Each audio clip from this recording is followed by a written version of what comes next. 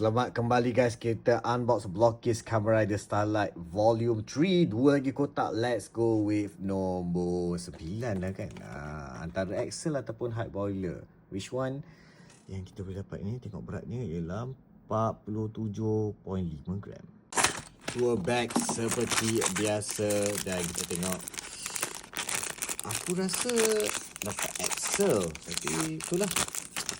Ada tak silika gel? Ada satu silika gel kecil saja dan beratnya ialah 1.1 gram. 1.1 gram. Betul lah. Kamen Rider Axle. So second rider dalam cerita Kamen Rider Double. Ini memang part Axle ni. Pasang dulu. Alright, siap dah pasang Kamen Rider Axle. Handsome juga bila dah siap pasang ni kan. Okay, pusing dulu.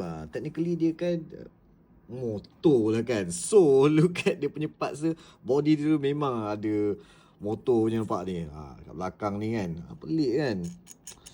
Tak adalah pelik. Inilah Axle kan. Tapi tayar dia boleh pusing. That is cool kan. Ni tayar ni terbelah dua dekat kaki dia ni. And then tengok dia punya belt dia tu kan. Handle dia tu boleh pegang wave. Mesti ada dia punya brake dia kan. And also dia bagi dia punya weapon. Nasib baik dia bagi weapon dia kan. Muka dia ni, okay, bila dalam toy handsome lah. Bila dalam realnya Axle bagi aku macam okay lah. Tapi dalam toy punya memang cantik lah. Very simple looking guy. Teringat aku dekat Kamen Rider Drive pula dah tengok dia kan. Sebab tapi drive kereta dia ni ialah motor. Ada dia tak ada apa-apa accessories. So tapi dapat slot dia cukup lah kan. So what do you guys think about Kamen Rider Axle?